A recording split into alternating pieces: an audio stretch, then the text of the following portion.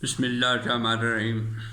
معزز سامعین، شیطانک پارلیمنٹ کے حوالے سے آج یہ دوسری نشست کہ جس میں موضوع گفتگو قتل انسان کو منایا گیا، اور شاہجہان کس طرح سے اپنی کمیونٹی سے مخاطب ہے، وہ یوں ہے: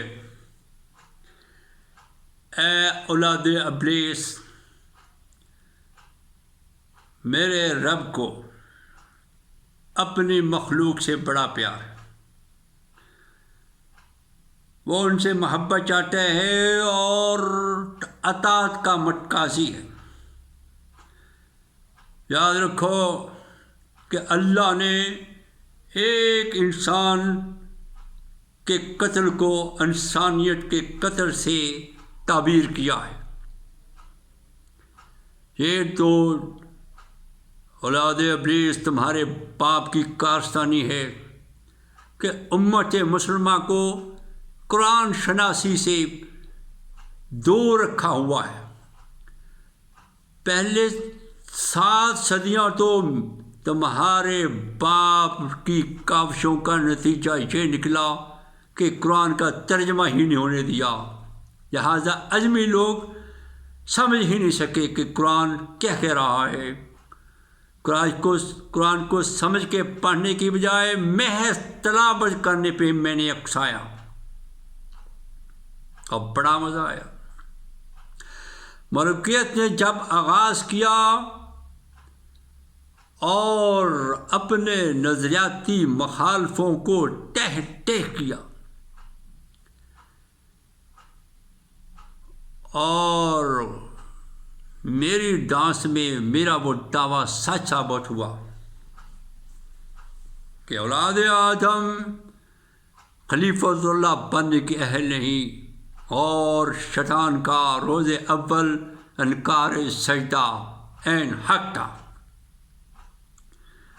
اس سے بڑی رعایت کیا ہو سکتی ہے جب اللہ کہے کہ جس نے ایک انسان کو جان بچائی، اور اس نے گویا انسانیت کی جان بچائی، اور جس نے ایک انسان کو ناحق قتل کیا، گویا انسانیت کو قتل کر دیا۔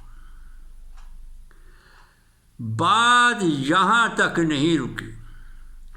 اگر کوئی قرآن خود سے شناسی کرنا چاہتا بھی ہے تو وہ تحریر اور تقریر کی حد تک صرف اس آیت تک محدود ہے، بلکہ اللہ کا حکم اس سے بڑھ کر بھی ہے۔ وہ اس آیت میں منکشف ہوا کہ جب ارشاد ہوا جس صاحب ایمان نے ایک صاحب ایمان کو، مومن کو جان بوجھ کر قتل کیا، اس کا ٹھکانہ دوزخ ہے جس میں وہ ہمیشہ رہے گا۔ یہ تمہارے باپ کی کارستانی ہے اے پسران ابلیس کہ لوگوں کو، مسلمانوں کو اس آیت کے مفہوم تک رسائی نہیں دی۔ مسلمانوں نے جس قدر دوسرے مسلمانوں کا خون بہایا ہے، وہ شاید یہود و نصارہ نے بھی ایک دوسرے کا اتنا قتل نہیں کیا۔ اور یہ قرآن سے دوری کا نتیجہ ہے کہ یہ قتل آج تک جاری ہے۔ کبھی سنا ہے یہودیوں نے یہودیوں کی عبادت گاہ کو تباہ کیا ہو، یہودیوں نے یہودیوں کو قتل کیا ہو، عیسائیوں نے عیسائیوں کو قتل کیا ہو، ہندوؤں نے ہندوؤں کو قتل کیا ہو؟ نہیں، ہرگز نہیں۔ یہ مسلمان ہی ہے جو مسلمان کو قتل کرتا ہے۔ اور تمہارے باپ کی سیاست کو عروج حاصل ہوتا ہے۔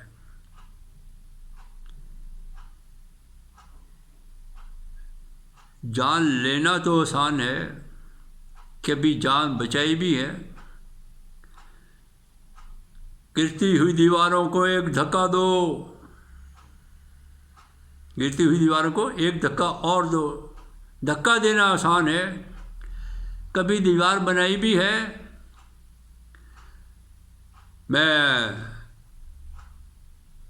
عالم اسلام کو جہاں تک لے کے آ گیا ہوں کہ جو 4 نمازیں پڑھ لے وہ بندے کو بندہ نہیں سمجھتا۔ اپنے نظریاتی مخالفوں کو قتل کرنے کے لیے اس کا بڑا آسان طریقہ ہے اس کے پاس۔ جانتے ہو ایک صاحب ایمان کا قتل کیا ہے؟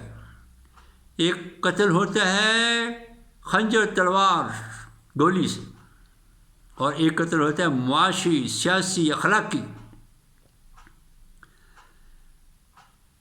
اے قوم ابلیس،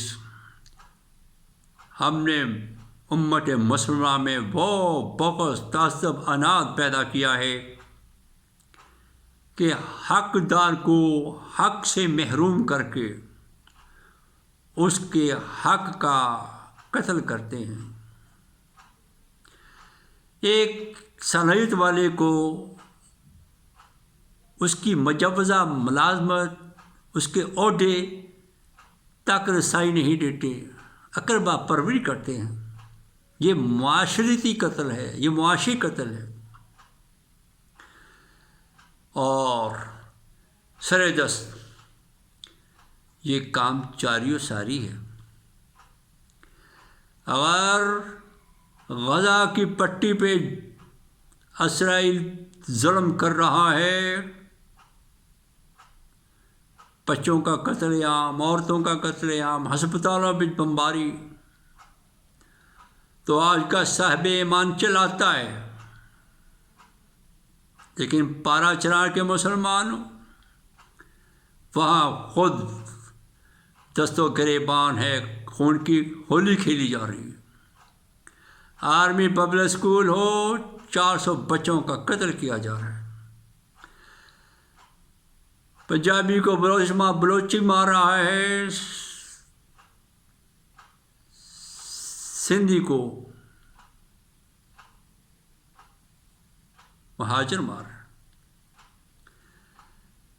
اور تمہارے باپ کی سیاست 3 دگنی رات چوگنی ترقی کر رہی ہے۔